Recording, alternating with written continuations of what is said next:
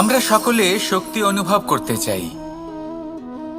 এবার যদি আপনাকে জিজ্ঞেস করা হয় যে সবথেকে বেশি শক্তির অনুভব কোথা থেকে করা সম্ভব, তখন কেউ কেউ বলবেন পুষ্টিকর আহার গ্রহণ করলে, ব্যায়াম করলে, কেউ বলবেন ধন লাভ করলে, বন্ধুদের থেকে, পরিবারের থেকে, আদি ইত্যাদি। এইভাবে আপনি শক্তির অনুভব অবশ্যই করতে পারেন, কিন্তু সবথেকে বেশি শক্তির অনুভব যদি আপনি করতে চান তাহলে তা পাবেন শুধু একতার দ্বারা, সংগঠনের দ্বারা। যদি আপনাকে উদাহরণ দিই, নিজের এই হাতটাকে দেখুন, 5টা আঙুল রয়েছে। কোনো একটা বস্তুকে নিজের একটা আঙুল দ্বারা তুলে ধরার চেষ্টা করে দেখুন, বড়ই কষ্ট হবে। তখন আপনি বুঝতে পারবেন যখন এই 5টি আঙুল একত্রিত হয় তখন কোনো কাজ কতটা সহজ হতে পারে। এটাই হলো শক্তি, একতার। সবথেকে ভালো উদাহরণ যদি আপনাকে দিই তাহলে বাঁশি। এই বাঁশি থেকে অত্যন্ত মধুর সুর নির্গত হয় যা সবার মন প্রসন্ন করে দেয়। এই কথা সত্যি, কিন্তু এই বাঁশি আমি একটা বা দুটো আঙুল দিয়ে বাজাতে পারবো না। আমাকে প্রত্যেকটা আঙুল ব্যবহার করতেই হবে, তবেই এর থেকে মধুর সুর নির্গত হবে যা সকলকে প্রসন্ন করবে, ঠিক কিনা? ঠিক এইভাবেই যদি আপনি চান যে আপনার জীবনরূপী বাঁশি থেকেও মধুর সুর নির্গত হোক বা সবার মনকে প্রসন্ন করে তুলুক, তাহলে আপনাকেও জীবনে একতা নিয়ে আসতেই হবে। আপনি একাও কর্ম করতে পারেন, পথ চলতেও পারেন, সামনেও এগোতে পারেন, সাফল্যও লাভ করতে পারেন। কিন্তু যখন সকলে একসাথে এগোবেন, সেই পথে চলবেন, সেই কর্মই করবেন, তখন লক্ষ্যে অবশ্যই পৌঁছবেন, সাফল্য অবশ্যই লাভ করবেন। কিন্তু সেই সাফল্য এবং তার আনন্দর সংমিশ্রণটাই একটু অন্যরকম হবে। তাই জীবনে ঐক্যবদ্ধ হন, একসাথে মিলে এগোতে থাকুন, আর আমার সাথে ভালোবেসে বলুন রাধা রাধা। আমাদের শরীর প্রকৃতির সর্বশ্রেষ্ঠ রচনা। যে অঙ্গ প্রত্যঙ্গ আমরা লাভ করেছি প্রত্যেকটির মধ্যে একটি নিজস্ব বার্তা রয়েছে। একটু ভেবে দেখুন, দুটি চোখ দিয়েছে দেখার জন্য, দুটি কান দিয়েছে শোনার জন্য, নাসিকাও আছে দুটি, দুটি হাত দিয়েছে দ্বিগুণ পরিশ্রম করার জন্য। কিন্তু জীব শুধুমাত্র একটি, তার উপরেও তীক্ষ্ণ বলিষ্ঠ দাঁত দিয়েছে তার রক্ষার জন্য। কখনো ভেবে দেখেছেন কেন?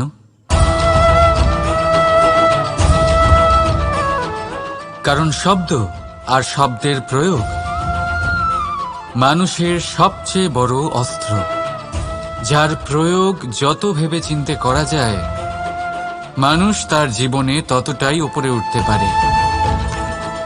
তাহলে মনে রাখুন, দেখুন, শুনুন আর বুঝুন বেশি, বলুন কম। রাধা রাধা।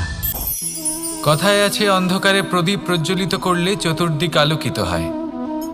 কিন্তু যদি এই প্রদীপ আমি সূর্যের আলোর সম্মুখে সকালবেলায় প্রজ্বলিত করে রেখে দিই, তাহলে কি হবে?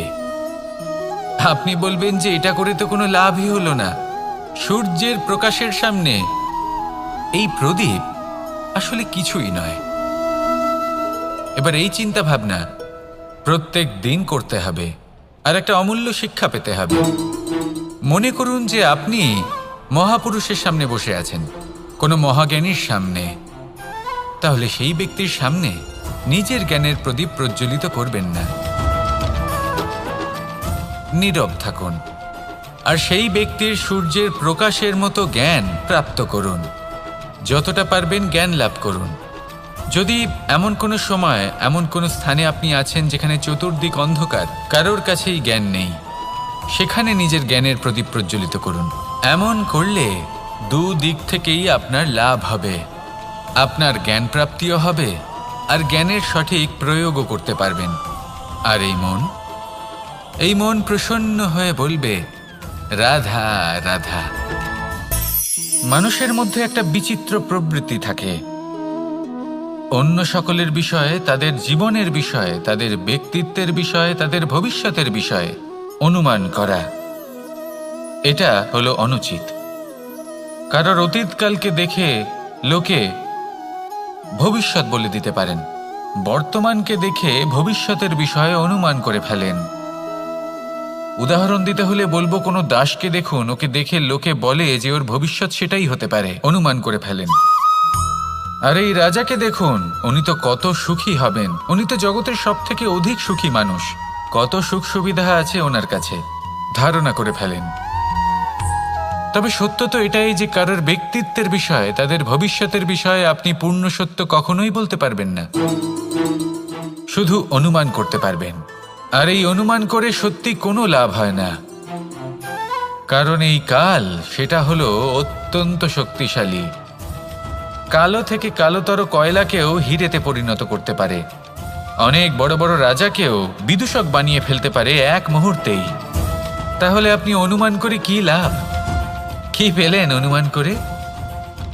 সেই জন্য কারোর বিষয়ে কোনো অনুমান করবেন না, তার ভবিষ্যতের বিষয়ে অনুমান করতে যাবেন না, কারোর বিষয়ে কোনো ধারণা করে নেবেন না। কিছু করতে হলে ভালোবাসুন, সবার মধ্যে ভালোবাসা ছড়ান, সবার মধ্যে ধন্যাত্মক ভাব ছড়ান। এই মন প্রসন্ন হয়ে বলবে রাধা রাধা। কেউ বলে জীবন খুব ক্ষণস্থায়ী, কেউ বলে জীবন হলো একটা সুন্দর স্বপ্নের মতো, আবার কেউ বলবে জীবন হলো এক কঠোর সত্য। কিন্তু জীবন আসলে কি? জীবন হলো আপনারই প্রতিবিম্ব, একটা দর্পণ। অর্থাৎ আপনি জীবনকে সেইভাবেই পাবেন যেরকম আপনি নিজেকে প্রতিপন্ন করবেন। যদি আপনি দর্পণের দিকে তাকিয়ে হাসেন, তাহলে আপনি সামনে হাসি মুখী দেখতে পাবেন। এবার যদি আপনি গম্ভীর হয়ে থাকেন, তাহলে আপনি একজন রুষ্ট ব্যক্তি দেখতে পাবেন। শেষে সবথেকে বেশি গুরুত্বপূর্ণ হলো আপনার চেষ্টা। আপনাকে সবসময় চেষ্টা করতে হবে যাতে আপনি নিজেকে প্রসন্ন এবং ইতিবাচক মনোভাবে রাখেন। এটা হলো আপনারই উত্তরদায়িত্ব, তাকে পালন করুন। এই মনকে প্রসন্ন রাখুন, এই সংসারকে সুন্দর বলে মনে হবে। আর এই মন প্রসন্ন হয়ে বলবে রাধা রাধা। মানুষ ভাবেন যে ধন অর্জন করা হলো অত্যন্ত গুরুত্বপূর্ণ। তিনি আজীবন ধন অর্জন করতে থাকেন, ধন অর্জন করার চেষ্টা করতে থাকেন। সে যাই হয়ে যাক না কেন, পরিশ্রম করতে থাকেন। স্বাস্থ্যের দিকে নজর দেন না, না উচিত সময় খাবার খান, না উচিত সময় ঘুমোতে যান, না পর্যাপ্ত সময় পর্যন্ত ঘুমন, কিছুই না। ধন অর্জন করতেই থাকেন, করতেই থাকেন। আর কিছু সময় পরে যখন তিনি অসংখ্য ধন লাভ করে ফেলেন, তখন তার সাথে ওনার শরীরে অনেক রোগ বাসা বাঁধে। এইসব রোগের উপচার করতে করতে সেই সমস্ত ধন যা উনি অর্জন করেছেন তা তিনি ব্যয় করে ফেলেন। শেষ পর্যন্ত কি হয়? আমরা যেভাবে এসেছি ঠিক সেইভাবেই ফিরে যাই, ধন এখানেই থেকে যায়। দেখুন, একটা অত্যন্ত গুরুত্বপূর্ণ কথা রয়েছে যে আপনার বোঝা উচিত। এই যে ধন, তার ব্যবহার করুন জীবনকে আরো ভালো করে তোলার জন্য। ধনের সদ্ব্যবহার করা উচিত, এমন যেন না হয় এই ধন আপনাকে ভোগ করে ফেলে। এই জীবনকে নিশ্চিত রূপে আরো শ্রেষ্ঠ করে তুলুন। কিন্তু এই ধন অর্জন করার এই প্রক্রিয়াতে নিজের সারা জীবনকে নষ্ট করে ফেলবেন না। এই জীবন উপভোগ করতে শিখুন, আর আমার সাথে ভালোবেসে বলুন রাধা রাধা। মানুষের একটি সমস্যা আছে যে মানুষ সাফল্যকে মাপতে থাকেন, লক্ষ্যপ্রাপ্তিকে মাপতে থাকেন এবং তার তুলনা করতে থাকেন যে ও এত কিছু পেল আর আমি পেলাম না, ওর কাছে এত কিছু আছে কিন্তু আমার কাছে নেই। এই তুলনা করার জন্য ওনারা দুঃখী হয়ে পড়েন, নিরাশ হয়ে পড়েন। তাই আমি একটা প্রশ্ন করছি যে এটা কি উচিত? এই সংসারে আপনি কি নিয়ে তুলনা করবেন, যেখানে সূর্যদেব চন্দ্রমা দুজনেই আছেন, দুজনেই হলেন বিশেষ, দুজনেই নিজ নিজ সময়ে উদিত হন। এদের মধ্যে একজন না থাকলে তাহলে আমাদের জীবন কঠিন হয়ে পড়বে। ঠিক সেইভাবেই আপনি যদি একটা বড় রেখা অঙ্কন করেন, তাহলে অন্য রেখাটি ছোট হয়ে পড়ে না, সে তেমনই থাকে যেমনটা সে ছিল। আপনার অস্তিত্ব কখনো ছোট বা বড় হতে পারে না, শুধু তুলনা করার জন্য আপনার এটা মনে হতে পারে। যদি আপনি যুদ্ধ করতে চান, আপনার তলোয়ারের প্রয়োজন পড়বে। যদি বস্ত্র তৈরি করতে চান এত বড় তলোয়ার দিয়ে কিছুই হবে না, তখন প্রয়োজন পড়বে একটা ছোট্ট সূচের। তাই তুলনা করবেন না, না নিজেকে ছোট মনে করবেন, না অন্য কাউকে। সবার সাথে সহযোগিতা করুন, আর যদি তুলনা করতেই হয় নিজের সাথে করুন, যে কাল আমি কেমন ব্যক্তি ছিলাম, আজ কি তার থেকে শ্রেষ্ঠ হয়ে উঠতে পেরেছি। ভেবে দেখুন ভবিষ্যতে গিয়ে আপনি কতটা শ্রেষ্ঠ ব্যক্তি হতে পারেন। আসুন আমার সাথে ভালোবেসে বলুন, রাধা রাধা। এই সংসারের সব থেকে গুরুত্বপূর্ণ তত্ত্ব কোনটা? প্রথম হলো সময়। জন্ম থেকে মৃত্যু পর্যন্ত এই যে সময়, এটাই তো হলো জীবন। দ্বিতীয় হলো জীবন, যাতে আমরা সময়ের সদ্ব্যবহার করি, শ্রেষ্ঠ থেকে শ্রেষ্ঠতর কাজ করার চেষ্টা করি। বহু বছরের এই পরম্পরা, এই সংস্কৃতিকে এগিয়ে নিয়ে যাওয়ার চেষ্টা করি। এই সংসারে আমরা অংশগ্রহণ করতে চেষ্টা করি। তৃতীয় হলো ধন, সেই ধন যা প্রত্যেক ব্যক্তি অর্জন করতে চেষ্টা করেন। এবার এই তিনটি তত্ত্বের মধ্যে একটা সামঞ্জস্য আছে, সমান ব্যাপার আছে। সে ধনই হোক বা সময় হোক বা হোক জীবন। আর সেই সমান ব্যাপার হলো যে যদি আপনি এটা গণনা করতে থাকেন তাহলে তা কমতে থাকে, যদি আপনি এটা ব্যবহার করেন তাহলে তা বাড়তে থাকে।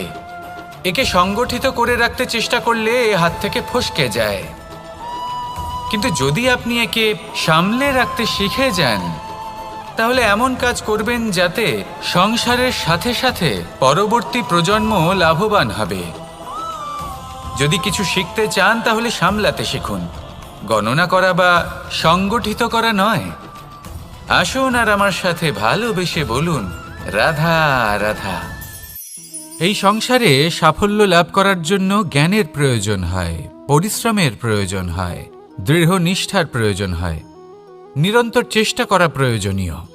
কিন্তু আরও কিছু আছে যা অত্যন্ত প্রয়োজনীয় এবং গুরুত্বপূর্ণ। তা হলো ভালো বন্ধু। তাদের থাকা অত্যন্ত প্রয়োজনীয়। যদি ভালো বন্ধু থাকে তাহলে সময় এলে তারা ঢাল হয়ে আপনাকে সুরক্ষা করবেন। সময় এলে অস্ত্রের মতো শত্রুকে সংহারও করবেন। যদি তিনি জ্ঞানী হন, তাদের মধ্যে সদ্গুণ থাকে, তাহলে এই সব গুণ আপনার মধ্যেও প্রবেশ করবে। তাহলে সাফল্যের জন্য ভালো বন্ধু পাওয়া অত্যন্ত প্রয়োজনীয়। কিন্তু শুধু বন্ধু কেন, ভালো শত্রুও থাকা প্রয়োজনীয়। এবার আপনি ভাববেন, এ আমি কি বললাম? যদি আপনার জীবনেও ভালো অর্থাৎ শক্তিশালী শত্রু থাকে তাহলে আপনিও শক্তিশালী হতে থাকবেন। এই শত্রু আপনাকে প্রেরিত করবে আরও বেশি শক্তিশালী হয়ে ওঠার। কখনো কোনো হরিণকে দেখুন, তীব্র গতিতে দৌড়তে থাকে। কেন তীব্র গতিতে দৌড়য়? এই কারণে নয় যে কোথাও তার জন্য মধুর ঘাস অপেক্ষা করে রয়েছে, না। সে এই কারণে তীব্র গতিতে দৌড়য় কারণ সেটা না করলে তার পেছনে একটি সিংহ আছে যে ওকে নিজের ভোজন করে ফেলবে। তাই জীবনে বিপদ, সংকট, এই সব কিছুও হলো অত্যন্ত গুরুত্বপূর্ণ।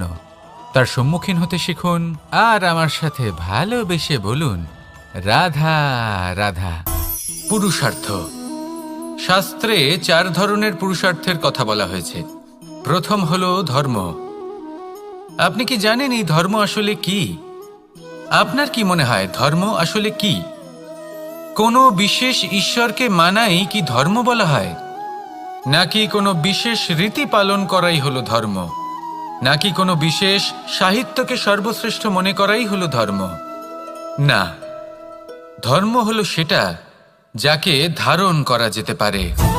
আর ধারণ শুধু সেটাই করা যায় যা পবিত্র। পবিত্র শুধু তাকেই বলা হয় যা নিঃস্বার্থ, যার মধ্যে শাসন করার কোনো ইচ্ছে নেই, যা সরলভাবেই প্রবাহমান, জল এবং বায়ুর মতো। যখন কোনো ব্যক্তি ধর্মকে ধারণ করেন এবং সেই ধর্ম সেই ব্যক্তিকে রক্ষা করে, তখন তাকে ধর্ম বলা হয়। ধর্ম যা রক্ষা করে অহংকার থেকে, খারাপ চিন্তার হাত থেকে। সেই জন্য পুরুষার্থ গড়ে তোলার আগে, ধর্ম পালন করার আগে ধর্মের প্রকৃত অর্থ কি সেটা বুঝে নিন। এটা জেনে রাখুন যে সমস্ত ধর্মের আধার, সমস্ত ধর্মের ভিত শুধুমাত্র ভালোবাসা। আসুন আর এই ভালোবাসার সাথেই বলুন রাধা রাধা। কখনো কোনো বাগানের কোনো বৃক্ষকে দেখেছেন যেখানে সুগন্ধি ফুল থাকে, রসালো ফল থাকে? তখন মন প্রফুল্ল হয়ে ওঠে, মন থেকে সেই বৃক্ষের প্রতি ভালোবাসা জন্মায়। কিন্তু যিনি বাগানের মালিক, শুধুমাত্র তিনিই জানেন যে কিভাবে এই বৃক্ষকে আগলে রাখতে হয়, কিভাবে তার পরিচর্যা করলে এতে সুন্দর সুগন্ধি ফুল হবে, রসালো ফল হবে। কখনো কখনো প্রয়োজনের থেকে বেশি রোদ পেলে এই বৃক্ষগুলি শুকিয়ে যায়, প্রয়োজনের থেকে কম রোদ পেলেও এই বৃক্ষ কিন্তু শুকিয়ে যায়। প্রয়োজনের থেকে কম জল যদি পায়, এই বৃক্ষ শুকিয়ে যেতে পারে। প্রয়োজনের থেকে অতিরিক্ত জল যদি পায়, তখনও এই বৃক্ষের শিকড়গুলি নষ্ট হয়ে যেতে পারে। এবার এটাই কিন্তু আমাদের সংসারের সাথেও হয়। আমাদের সংসারের সকল প্রতিভাশালী ব্যক্তি, যেমন লেখক, বিচারক, প্রবক্তা, যোদ্ধা, এদের সবার ক্ষেত্রে এই কথাটাই প্রযোজ্য। যদি বেশি প্রশংসা করা হয় তাহলেও এরা হারিয়ে যাবেন। প্রয়োজনের থেকে বেশি যদি নিন্দা করা হয় তখনও তারা নত হয়ে পড়বেন।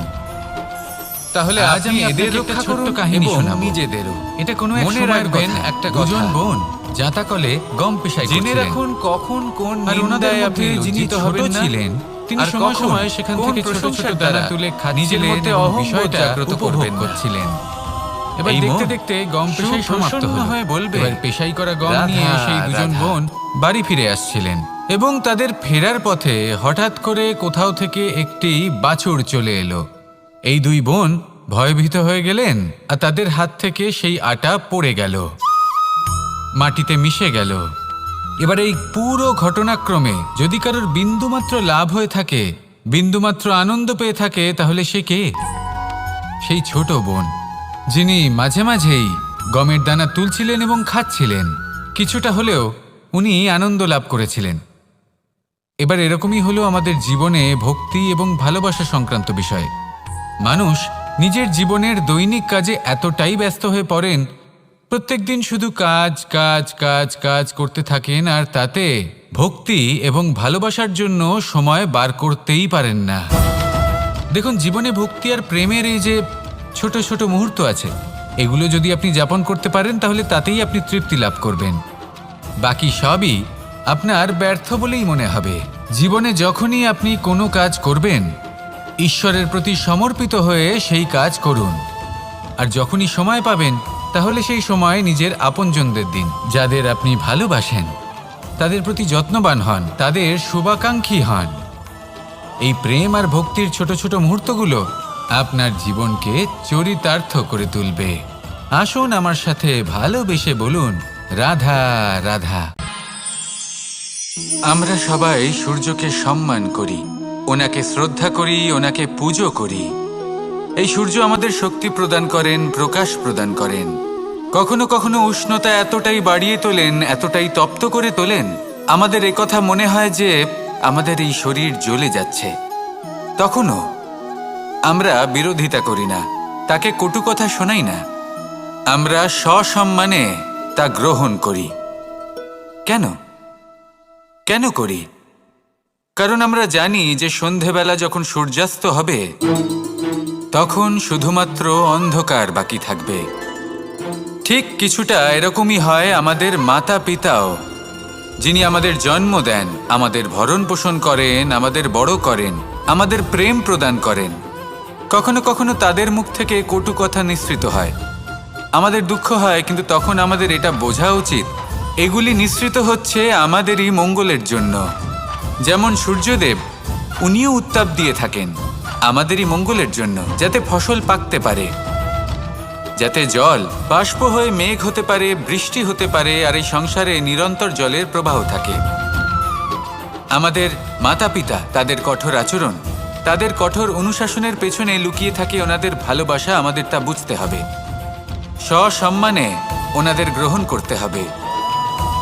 কারণ ঠিক সূর্যাস্তের পরে যেমন চতুর্দিক অন্ধকারচ্ছন্ন হয়ে যায়, তেমনি আমাদের জীবন থেকে যখন আমাদের মাতা পিতা চলে যায়, তখন আমাদের জীবনেও শুধু এবং শুধুমাত্র অন্ধকারই চেয়ে থাকে। সেই জন্য নিজের মাতা পিতাকে সম্মান করুন, ওনাদের ভালোবাসা প্রদান করুন। এই মন আর এই জীবন প্রসন্ন হয়ে বলবে, রাধা রাধা। শিশিরের বিন্দু পাতার ওপর পড়ে আর তার গায়ে লেগে থাকে। পাতা তাকে শুষে নিতে পারে না, আর শেষ পর্যন্ত সে ঝরে পড়ে যায়। অন্যদিকে রয়েছে মেঘ এবং চাতক। এদের মধ্যে অনেক দূরত্ব থাকে। মেঘ থাকে আকাশে আর চাতক থাকে ধরিত্রীতে। কিন্তু যখন এই মেঘ থেকে বৃষ্টি ঝরে পড়ে, এই চাতক কিন্তু সেই জলই পান করে, নয়তো সে তৃষ্ণার্ত থেকে যায়। এবার অন্যদিকে দেখলাম শিশির বিন্দু আর পাতার এই সম্পর্ক। এরা খুব কাছাকাছি থাকে, ঘনিষ্ঠও থাকে। অন্যদিকে রয়েছে মেঘ এবং চাতকের সম্পর্ক, যাদের মধ্যে অনেক দূরত্ব থাকা সত্ত্বেও তারা খুব ঘনিষ্ঠ, তাই না? এই সারমর্ম খুব সরল। এই নৈকট্য, এই দূরত্ব, তা আপনার সম্পর্কে প্রভাব কিছুতেই ফেলতে পারে না। এই নৈকট্য, এই দূরত্ব, এইসব হলো শুধুমাত্র মনের ব্যাপার। কখনো আপনি অনুভব করেছেন আপনি কারোর থেকে অনেক অনেক দূরে আছেন, অনেক দূরে আছেন, তাও সেই ব্যক্তির প্রতি আপনি টান অনুভব করেন। সেখানে আপনি কারোর সাথে প্রত্যেক দিন অতিবাহিত করেন, সমস্ত জীবন অতিবাহিত করেন, সব থেকে বেশি সময় তার সাথে অতিবাহিত করেন, তাও তার প্রতি সেই টান অনুভব করেন না। এই সংকেত হলো মনের দূরত্বের। তাহলে মনের এই দূরত্ব দূর করুন আর আমার সাথে ভালোবেসে বলুন, রাধা রাধা। পাখি কখন জন্ম নেয়, কখন উড়তে শেখে, কখন বাসা বানাতে শেখে, কখন নিজের মৃত্যু লাভ করে, এসব আমাদের মধ্যে কেউ জানি না। কিন্তু পাখি একটা কথা খুব ভালো করে জানে, যে এই সংসারে ও যা কিছুই করুক না কেন, এই সংসারে ওকে নিয়ে কিচ্ছু যায় আসে না। এবার আমরা কি করি? কোনো কাজ করার আগে আমরা এটা ভাবি যে এই সংসার যদি আমাকে দেখে ফেলে, তাহলে কে জানে এই সংসার কি ভাববে, আমার প্রতিচ্ছবি কেমন তৈরি হবে কে জানে, কে জানে কি হবে আদি ইত্যাদি। এই সব ভাবনায় আমরা মগ্ন হয়ে যাই। কিছুটা এমনভাবে মগ্ন হই যে বর্তমানের কর্মের এই জীবনের যাত্রাপথে সেই সময়ের আনন্দ উপভোগ করতে ভুলে যাই। এবার দেখুন একটা পাখি কি করে। ওর কর্ম হলো গান গেয়ে চলা। ওই পাখি গেয়ে চলে, কেউ ওর গান শুনুক বা না শুনুক, কেউ আদৌ শুনছে কিনা সেই বিষয়টা নিয়ে সেই পাখির কিছুই যায় আসে না। সেই পাখি নিজের কর্ম করতে থাকে। হয়তো সেই জন্যই আপনি কখনো কোনো পাখিকে কাঁদতে দেখবেন না। এরকমই আপনাকে নিজেকে গড়ে তুলতে হবে। প্রথমে নিজেকে জিজ্ঞেস করুন, এই যে কর্ম আমি করতে চলেছি সেটা কি উচিত? যদি আপনার মনে হয় সেটা উচিত, তাহলে সেটা প্রমাণ করুন। এটা ভাববেন না যে এই সংসার কি ভাববে। আসুন আর আমার সাথে ভালোবেসে বলুন, রাধা রাধা। এই পুকুর দেখছেন আপনি? বাচ্চা, বৃদ্ধ, যুবক, যাকেই আমি জিজ্ঞেস করব এটা কি, সবার উত্তর সেই একই হবে। উত্তর তখনই বদলাবে যখন প্রশ্ন এটা হবে যে আপনি এই পুকুরে কি করতে চান। কেউ বলবে আমি এমনি এর পাড়ে বসে এই জল স্পর্শ করে ঠান্ডা হাওয়ার আনন্দ অনুভব করতে চাই। কেউ বলবে আমি এই পুকুরে সাঁতার কাটতে চাই। কেউ বলবে কাগজের নৌকা বানিয়ে আমি এতে ভাসিয়ে দিতে চাই। কেউ বলবে আমি মাছ ধরে নিজের জীবন যাপন করতে চাই, ইত্যাদি ইত্যাদি। আপনাকে একটা কথা বলে রাখি, আমাদের জীবনও এই পুকুরেরই মতন, একই রকম। কিন্তু আমরা এই জীবন নিয়ে কি করব সেই সিদ্ধান্ত আমাদের। এই পুকুরে আপনি মুক্তও পাবেন, আবার পাঁকও পাবেন। যদি আপনি মুক্ত পেতে চান, তাহলে এই পুকুরের গভীরে আপনাকে যেতে হবে। ততটাই চেষ্টা করতে হবে যতটা করলে আপনি সেই মুক্ত অর্জন করতে পারবেন। না হলে শুধু পাঁকে হাত পড়বে। তাই যা আমি সর্বদা বলে থাকি, সিদ্ধান্ত আপনার। রাধা রাধা। এই সংসারের সব থেকে বড় সুখ কি?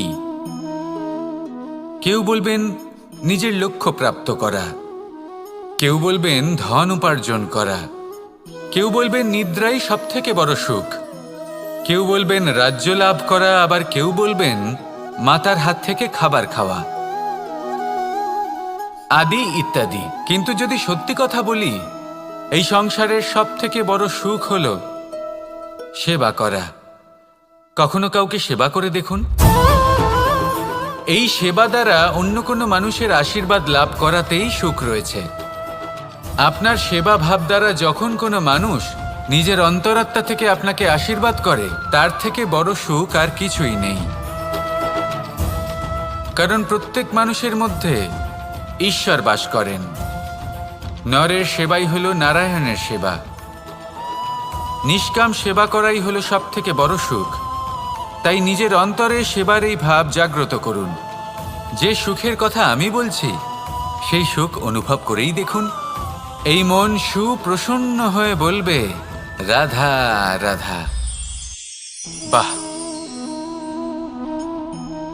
পুষ্পের সুবাস আমার খুব ভালো লাগে। অত্যন্ত সুন্দর হয় এই পুষ্প।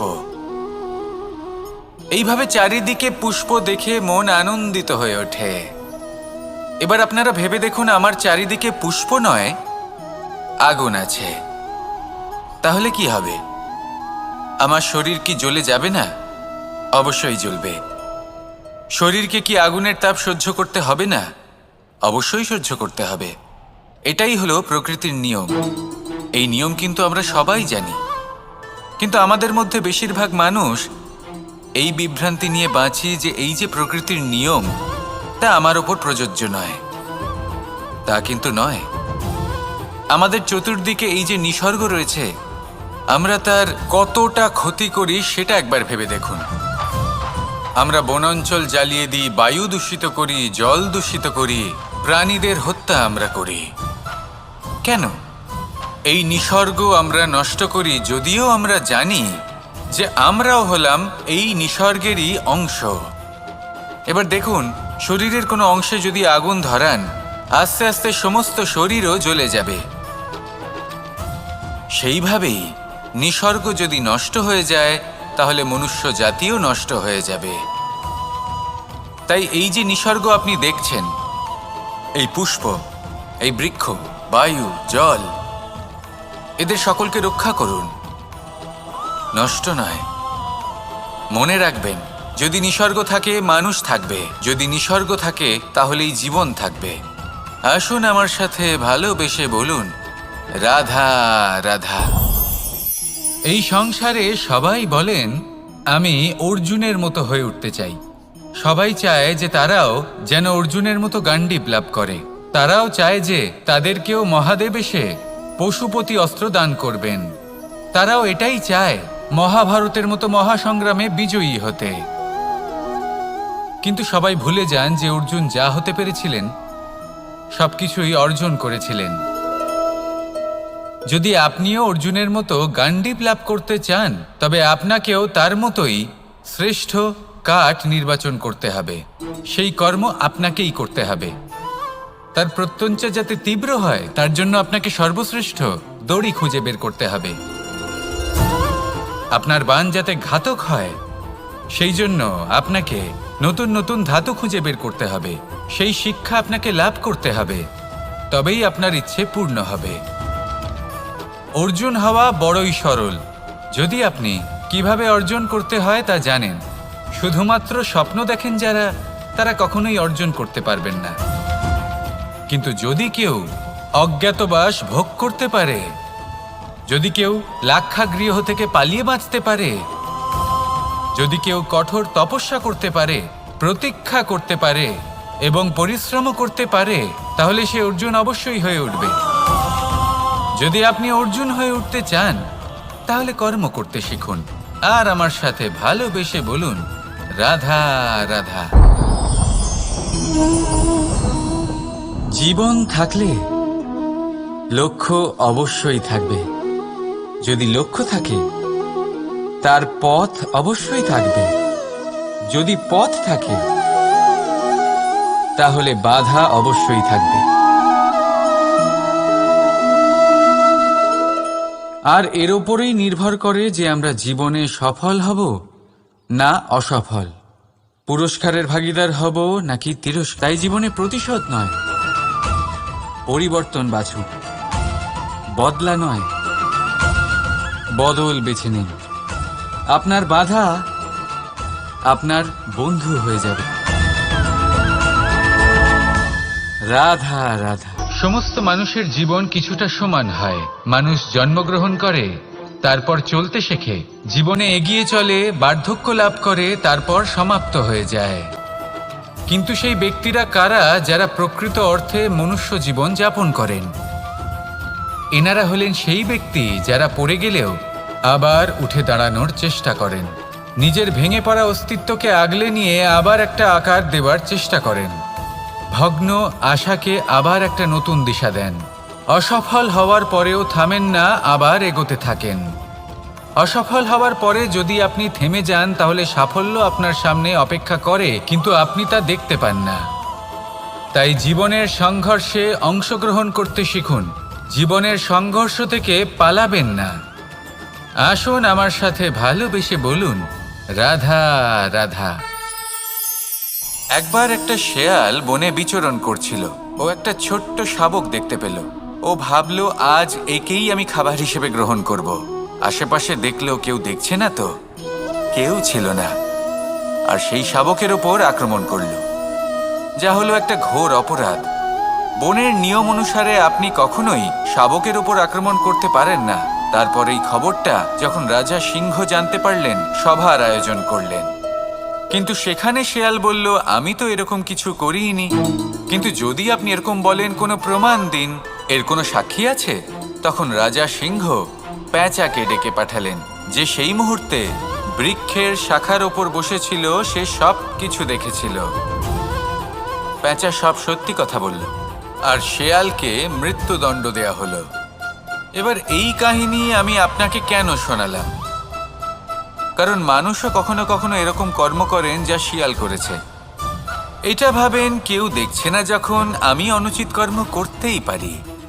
কিন্তু না, আপনি যাই করুন না কেন, কেউ না কেউ অবশ্যই তা দেখছে। কোনো ব্যক্তি না হলেও কোনো প্রাণী, না হলে কোনো যক্ষ বা দেব বা প্রেত।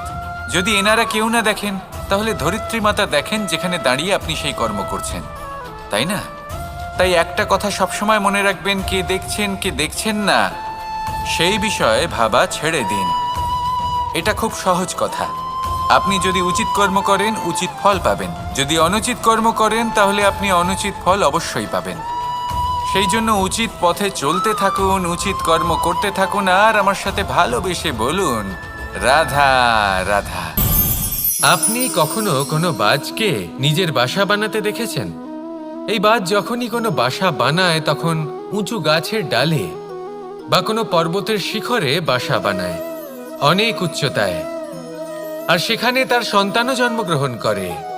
যখন এই সন্তানেরা জন্মায়, তখন এই বাজ খুবই ভালোবেসে এবং খুব সাবধানে এদের পালন পোষণ করে। নিজের ঠোঁট দিয়ে তাদের ঠোঁটে খাবার পরিবেশন করে। কিন্তু যেই সেই সন্তানেরা হৃষ্টপুষ্ট হয়ে যায় এবং সেই কথা বাজ নিজে বুঝতে পেরে যায়, সেই বাজ নিজেই সেই বাসা ছিন্ন ভিন্ন করে দেয়। সেই সন্তান যাদের সবেমাত্র ডানা গজিয়েছে, কিভাবে উড়তে হয় তারা জানে না, সেই সন্তানগুলিকে উচ্চতা থেকে ঠেলে দেয়। সেই সন্তান প্রথমে ভয়ভীত হয়ে যায়। তারা সামনে মৃত্যুকে দেখতে পেয়ে ভয়ের কারণে তাদের ডানা ঝাপটাতে থাকে। আর সেই প্রক্রিয়াতেই সেই সন্তানগুলি উড়তে শুরু করে দেয়। এবার এই ঘটনায় আমরা কি শিক্ষা পেতে পারি? এটাই, যদি আপনি মাতা পিতা হন, তাহলে নিজের সন্তানকে অবশ্যই স্নেহ করুন, কিন্তু তাদেরকে নিজের আঁচলের তলায় বেঁধে রাখবেন না।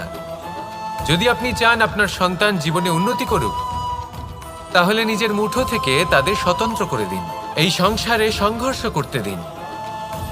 সেই সন্তান নিজেই বুঝতে পারবে যে জন্মের সময় পাওয়া ডানা কি করে ব্যবহার করতে হয়। আর আপনার চোখের সামনে আপনার সন্তান এই আকাশে উড়তে থাকবে। তাহলে আসুন আমার সাথে ভালোবেসে বলুন, রাধা রাধা।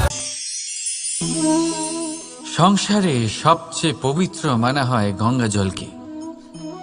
কখনো ভেবে দেখেছেন কেন? কারণ গঙ্গা জলের আবির্ভাব অত্যন্ত শুদ্ধ হয়, তার জন্ম শুদ্ধ হয়, যেখান থেকে তার শুরু সেটাই শুদ্ধ হয়। আর শুরুটা শুদ্ধ হওয়া অত্যন্ত আবশ্যক। আমাদের জীবনে সবই শুরু হয় আমাদের ভাবনা থেকে। নিজের ভাবনাকে শুদ্ধ রাখুন, কারণ এই ভাবনা থেকেই আবির্ভাব হয় শব্দের। আপনার শব্দসারে এই জীবনে নিজের ভাবনা শুভ রাখলে, শুদ্ধ করলে, আপনার মন সুপ্রসন্ন হয়ে বলবে, রাধা রাধা। মানুষ জন্মগ্রহণ করে, তার সাথে ভয়েরও জন্ম হয়। ছোটবেলা থেকেই আমাদের মনে কোনো না কোনো প্রকারের ভয় থেকেই যায়। কেউ এই বিষয়ে ভয় পায় যে তার কোনো বস্তু তার থেকে দূরে চলে যাবে। কেউ এই বিষয়ে ভয় পায় যে আমি নিজেকে হারিয়ে ফেলব। কেউ এই ভেবে ভয় পায় যে আমার প্রিয়জনেরা তারা যেন আমার থেকে দূরে না চলে যায়। কেউ এই ভেবে ভয় পায় যে আমরা যেন পথ না হারিয়ে ফেলি, আদি ইত্যাদি। কিন্তু সত্যি কথা বলতে, ভেবে দেখুন এই ভয় বাস্তবে কি? শুধুই একটা মনস্থিতি, আর কিছুই নয়। যা কিছু আপনি জীবনে পেয়েছেন তা একদিন আপনাকে হারাতে হবে। এই জীবন হলো আপনারই, কিন্তু তাও একদিন সমাপ্ত হবে। তাই ভয় পেয়ে কি লাভ? এই ভয় শুধু আপনাকে জীবনযাপন করা থেকে বাধা দিচ্ছে, আর কিচ্ছু নয়। পথ হারিয়ে ফেললেই বুঝতে পারবেন যে নতুন পথ কিভাবে বানাতে হয়। কিছু মানুষকে জীবন থেকে হারালে তবেই আপনি বুঝবেন যে আপনার আপনজনকে। এই ভয়ের কারণে ভীত হয়ে থাকবেন না। এই তারা নক্ষত্র অন্ধকারের অভাবে গুরুত্ব হারায়। শিবকেও মহাদেব হওয়ার জন্য বিষপান করতে হয়েছিল। প্রত্যেক পরিস্থিতি, প্রত্যেক সাফল্য আপনার পরীক্ষা নেবে। তাতে উত্তীর্ণ হওয়া হলো আপনার কর্ম। যখনই আপনি ভয় পাবেন বা সংকটের সম্মুখীন হবেন, তখন সাহসের সাথে তার সম্মুখীন হন। মনে রাখবেন, যে সম্মুখীন হতে জানে সাফল্য তার সাথে সবসময় থাকে। আসুন আর আমার সাথে ভালোবেসে বলুন, রাধা রাধা। আমাদের হাতটা দেখুন। এই হাতে 5টা আঙুল আছে, যা ভিন্ন ভিন্ন ধরনের। একরকম কেন নয়? কারণ হলো প্রত্যেকের নিজের নিজের গুরুত্ব আছে, নিজের নিজের মাহাত্ম্য আছে। এরা ভিন্ন, তাই একত্রিত হয়ে মুষ্টিবদ্ধ করা সম্ভব, যার দ্বারা আমরা আত্মরক্ষাও করতে পারি, আবার আক্রমণও করতে পারি। যদি 5টি আঙুল সমান হতো তাহলে মুষ্টিবদ্ধ হতে পারত না, নিজেদের মধ্যে বিভ্রান্তির সৃষ্টি করত। এবার এরকমই কিছু আমাদের সংসারেও হয়। আমাদের দেশ, যেখানে একটি ভূমির ওপর ভিন্ন ভিন্ন ধর্মের মানুষ বাস করেন, ভিন্ন ভিন্ন জাতি, ভিন্ন ধর্ম, ভিন্ন ভাষা। কিন্তু যদি আমরা এটা ভাবি যে কিভাবে এই দেশকে কল্যাণের পথে নিয়ে যাওয়া যায়, কিভাবে এর বিকাশ করা সম্ভব, তাহলে আমাদের একত্রিত হওয়া শিখতে হবে। যেইভাবে 5টা আঙুল একত্রিত হয়, মুষ্টিবদ্ধ হয়, সেইভাবেই আপনার যে ভাষাই হোক, যে ধর্মই হোক, যে জাতি হোক না কেন, ঠিক আছে, আবশ্যক হলো আপনার নিজের কর্মভূমির সাথে, আপনার ধরিত্রীর সাথে যুক্ত থাকা, সাথে থাকা। তবেই দেশের উন্নয়ন সম্ভব। তবেই এই দেশ স্বতন্ত্র থাকবে, সফল হবে, আর এই মন প্রসন্ন হয়ে বলবে, রাধা রাধা।